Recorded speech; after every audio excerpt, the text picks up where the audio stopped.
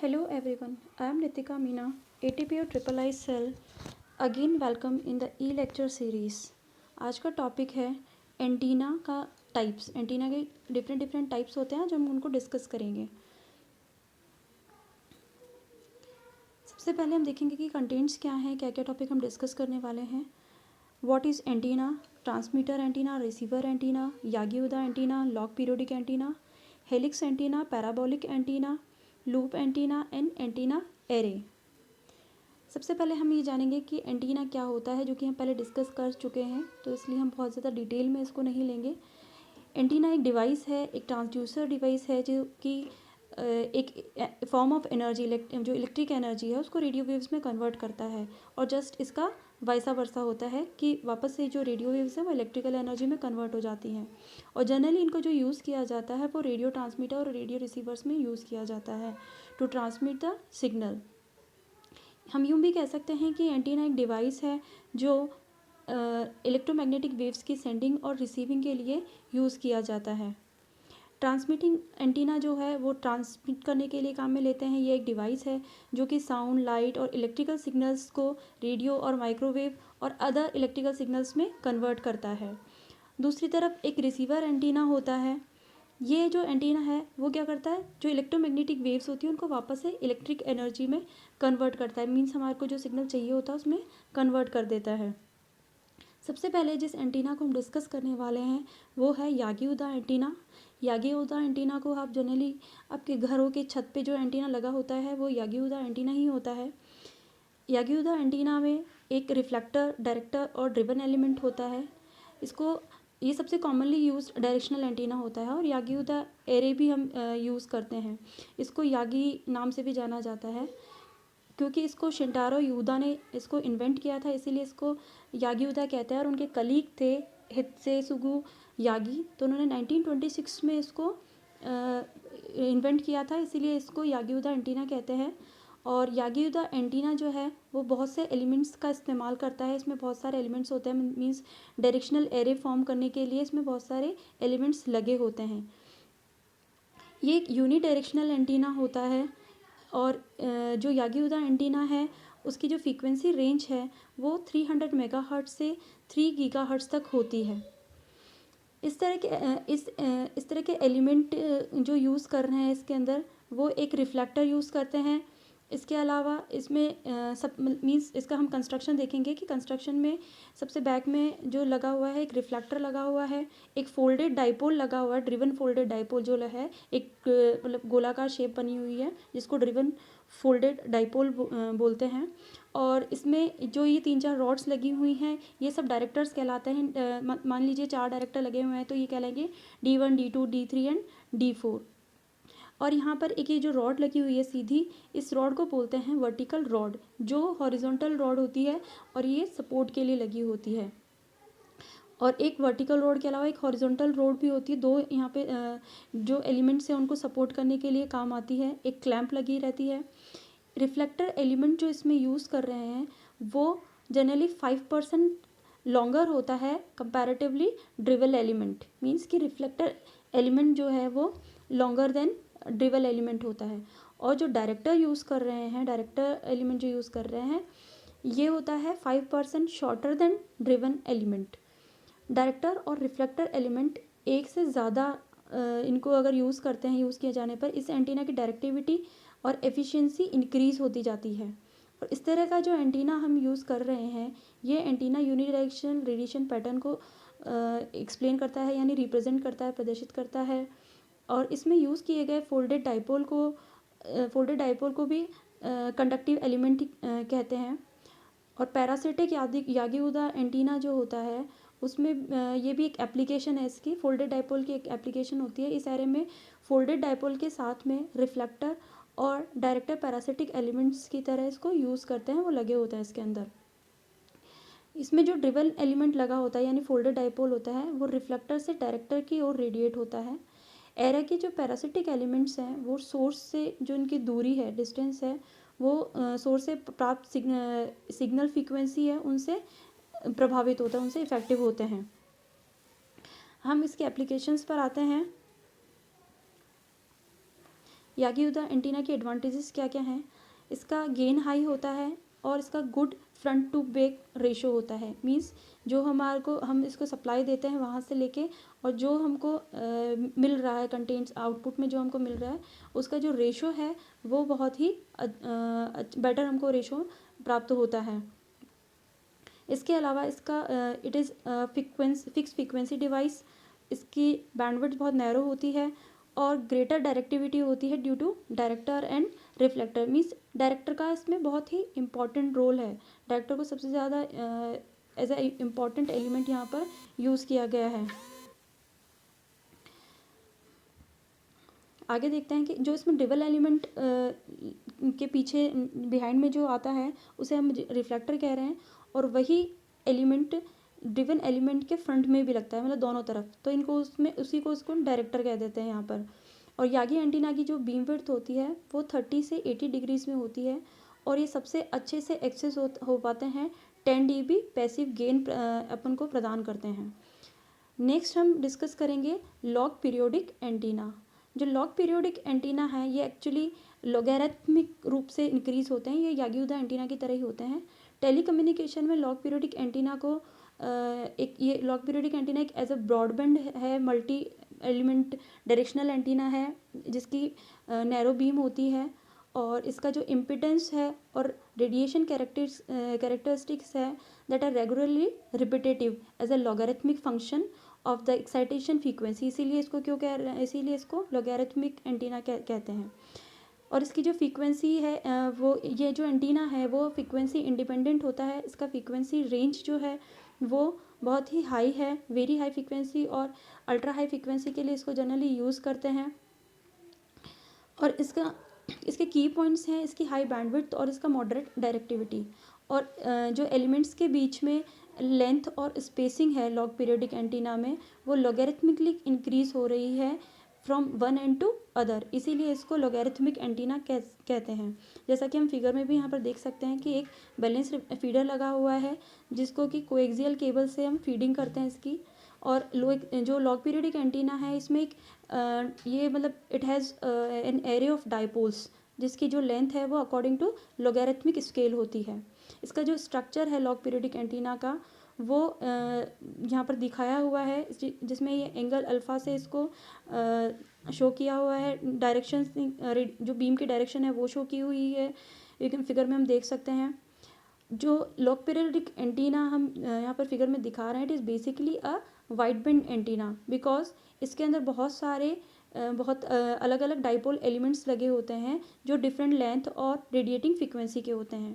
अब इसकी एडवांटेजेस देखते हैं जो कि हम पहले भी डिस्कस कर चुके हैं कि ये एक यूनिडायरेक्शनल एंटीना है और फ्रीक्वेंसी इंडिपेंडेंट एंटीना है, साथ ही ये एक ब्रॉडबैंड एंटीना है।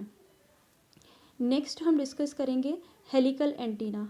हेलिक्स वर्ड हमने सुना ही है कि हेलिक्स क्या होता है। हेलिकल एक सर्पिलाकार शेप होती है। A conducting wire in the form of screw thread feed by power source and the feed line is connected between the bottom of the helix and ground plane। और helix antenna ओमली directional भी होता है और ये क्या करता है circular polarisation provide करता है। इसका जो ब्रॉडबैंड है वो वेरी हाई फ्रीक्वेंसी और अल्ट्रा हाई फ्रीक्वेंसी एंटीना होता है, मतलब फ्रीक्वेंसी रेंज जो है इसकी वेरी हाई फ्रीक्वेंसी और अल्ट्रा हाई फ्रीक्वेंसी होती है। हेलिक्स जो है यहाँ पर वो थिक कॉपर वायर का हेलिक्स बना हुआ होता है। मींस कि जो इसका वाउंडिंग शेप जो होता है इसका वो स्क्रू थ्रेड्स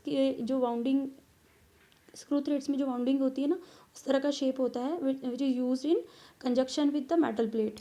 और जो मेटल प्लेट होती है यहाँ पर वो एक ग्राउंड प्लेन की तरह यहाँ पर काम में ली जाती है।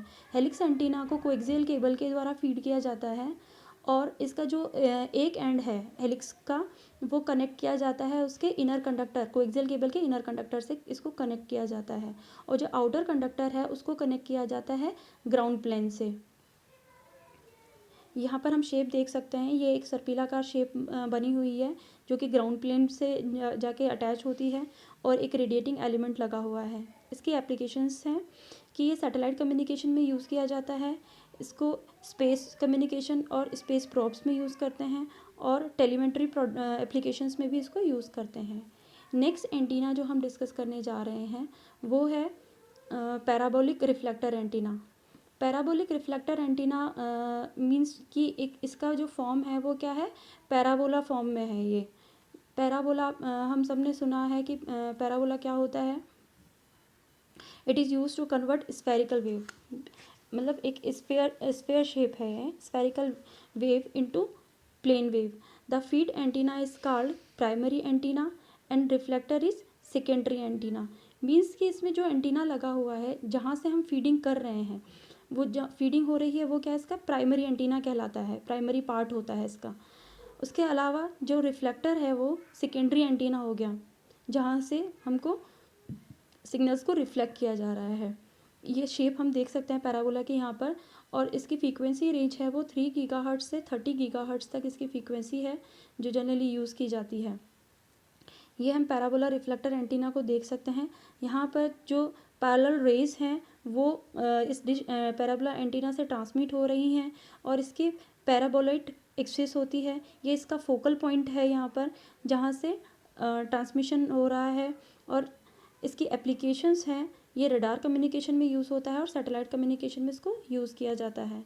इसके बाद जो नेक्स्ट एंटीना हम डिस्कस करने जा रहे हैं that is loop antenna.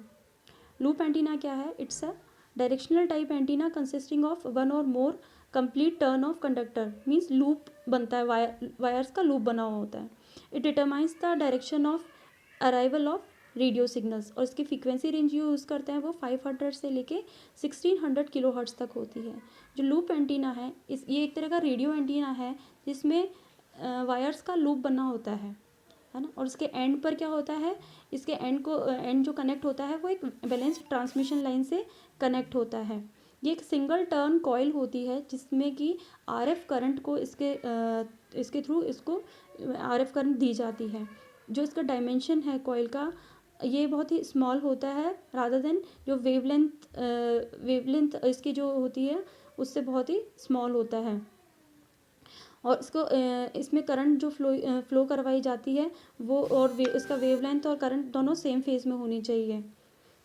Next जो हम डिस्कस करने जा रहे हैं वो इसका फिगर है जिसको हम देख सकते हैं। यहाँ पर हमने देख रखा है कि स्मॉल लूप बना हुआ है यहाँ पर, और ये लूप जो है एक मेटल वायर का बना हुआ है। यहाँ पर ये जो लूप बना हुआ है इसकी शेप कुछ भी हो सकती है, सर्कुलर भी हो सकता है, स्क्वायर भी हो सकता है, स्फेरिकल भी हो सकता है। जो इस तरह के एंटीनास होते हैं ये बहुत ही छोटे लूप्स बने होते हैं, इनकी एफिशिएंसी बहुत पुअर होती है, और मेनली ये रिसीविंग एंटीनास में लो फ्रिक्वेंसीज़ को रिसीव करने के लिए ही यूज़ किया जाता है, एक्सेप्ट कार रेडियोस, और ये एम ब्रॉडकास्टिंग रिसीवर्स में भी यूज़ किया जाता है। तो इस तरह के एंटीनास जो हैं वो बहुत ही कम यूज़ किए जाते हैं। नेक्स्ट है इसकी एप्लीकेशंस है इसकी कि ये डायरेक्शन फाइंडिंग और सिग्नल प्रोपोगेशन में यूज़ किया जाता है, और रेडियो AM FM रिसेप्शन में यूज़ किया जाता है, long distance point two point communication में यूज़ किया जाता है। नेक्स्ट हम आते हैं एंटीना एरे पर। एंटीना एरे का मतलब है कि एक बहुत सारे एंटीनास की सीरीज़, बहुत सारे एंटीनास लगे होते हैं। एरे वर्ड्स हमने जनरली सुन भी रखा है कि एरे क्या होता है। बहुत अलग अलग टाइप्स के एंटीनास एरे होते हैं जो मतलब इसकी जो डायरेक्टिविटी है वो इंक्रीज़ होती है, क्योंकि हम जब एक ही एंटीना, एक ही तरह का एलिमेंट को हम बार बार लगा देते हैं वो एक एरे बनाता है, जिससे उसका गेन, उसकी डायरेक्टिविटी उसकी डिज़ायर्ड डायरेक्शन में इंक्रीज़ हो जाती है, और जो eliminate the radiation in undesired direction, means इसके रेडिएशंस को हम अनडिज़ायर्ड डायरेक्शन में एलिमिनेट भी कर सकते हैं। इसमें अलग अलग तरह के जो एंटीना एरेज यूज़ किए जाते हैं, जैसे एंड फायर एंटीना यूज़ किया जाता है जो कि यूनी डायरेक्शनल होता है, ब्रॉड साइड एरे यूज़ करते हैं, बाई डायरेक्शनल होता है, टर्न स्टाइल एरे होता है जो कि ओमनी डायरेक्शनल होता है। इस तरह से इसमें काफ़ी टाइप के एरेज यूज़ किए जाते हैं, और इसमें जो एरे यूज़ करते हैं इसमें दो तरह के स्पेशली, मतलब जो इसका स्पेसिफिकेशन है एंटीना एरे का वो डिपेंड करता है इसके कुछ फैक्टर्स पर, मीन्स उसके टाइप्स ऑफ एलिमेंट पर, नंबर ऑफ एलिमेंट्स पर, साइज ऑफ एलिमेंट पर, और स्पेसिंग कितनी है इन एलिमेंट्स की, इस पर भी ये निर्भर करता है। सबसे पहले हम जो इस एंटीना को डिस्कस करने जा रहे हैं वो एंटीना है broad side array. If the direction of maximum radiation is generated is perpendicular is called broad side array. Means कि डायरेक्शन ऑफ मैक्सिमम रेडिएशन, जो हम रेडिएशंस जो भी हो रहे हैं वो अगर जनरेट हो रही है इन द इसके परपेंडिकुलर जनरेट हो रही है तो उसे ब्रॉड साइड एरे कहते हैं। Each antenna is fed by the current of same magnitude and face. और रेडिएशन पैटर्न जो यहाँ पर दिखाया हुआ है इसका मैंने बताया था जैसे अभी अभी कि रेडिएशन पैटर्न जो है इसका बाई डायरेक्शनल होता है। मीन्स कि जो ब्रॉड साइड एरे है वो एक तरह का इस तरह का एंटीना है जिसमें बहुत से आइडेंटिकल पैरेलल एंटीनाज हैं वो समान दूरी पर लगाए जाते हैं जैसा कि आप फिगर में भी देख सकते हैं और एक ही एक्सिस पर ये लगे होते हैं। ब्रॉड साइड एरे में सभी तरह के एंटीना जो एलिमेंट्स हैं उनकी जो डिस्टेंस है वो समान दूरी पर लगी हुई है और प्रत्येक एलिमेंट में समान मैग्नीट्यूड की करंट यहाँ पर फीड की जाती है इस तरह के एंटीना में। यहाँ पर हम ब्रॉड साइड एरे के फिगर को देख सकते हैं। ब्रॉड साइड एरे का जो फिगर है इसमें समान दूरी पर काफ़ी सारे एलिमेंट्स लगे हुए हैं और इस तरह का जो अरेंजमेंट होता है वो एरे एक्सिस के परपेंडिकुलर होने के कारण इसे ब्रॉड साइड कहते हैं। ये एरे एक्सिस के परपेंडिकुलर होता है इसीलिए इसको क्या कह रहे हैं, ब्रॉड साइड डायरेक्शन अरेंजमेंट कहा जाता है, जिससे मैक्सिमम रेडिएशन और इसमें मैक्सिमम रेडिएशन हमको मिल सके और इसमें जो दूसरी डायरेक्शन में मैक्सिमम रेडिएशन होता है, जो मिनिमम मैक्सिमम रेडिएशन होता है और दूसरी डायरेक्शन में मिनिमम रेडिएशन पैटर्न बनता है। इसलिए ब्रॉड साइड एरे का रेडिएशन पैटर्न जो है वो बाई डायरेक्शनल होता है। यहाँ पर हम देख सकते हैं इस तरह के पैरेलल लूप्स जो लगे हुए हैं ये डायरेक्शन ऑफ मैक्सिमम को शो करता है। जो एक्सिस बनी हुई है वो एरे एक्सिस को शो करती है। नेक्स्ट है हमारा and fire array. And fire array में क्या होता है, ये सिमिलरली ब्रॉड साइड एरे की तरह ही होता है एक्सेप्ट इसका डाइपोल जो फीड किए जाते हैं वो out of phase 180 degree out of phase होते हैं और रेडिएशन मैक्सिमम होता है along the axis of antenna. जो एंड फायर एरे है इसमें क्या होता है कि if the maximum radiation is generated parallel to the antenna array. हम पहले वाले में देख सकते हैं कि परपेंडिकुलर यहाँ पर बोला जा रहा है और एंड फायर एरे में parallel to the antenna array होता है और हर each antenna is fed by the current same magnitude and opposite phase. Same magnitude में और अपोजिट फेस में इसको करंट फीड किया जाता है। और एंड फायर एरे में भी क्या होता है, ये रेडिएशन पैटर्न इसका बाई डायरेक्शनल होता है जैसा कि हम फिगर में देख सकते हैं।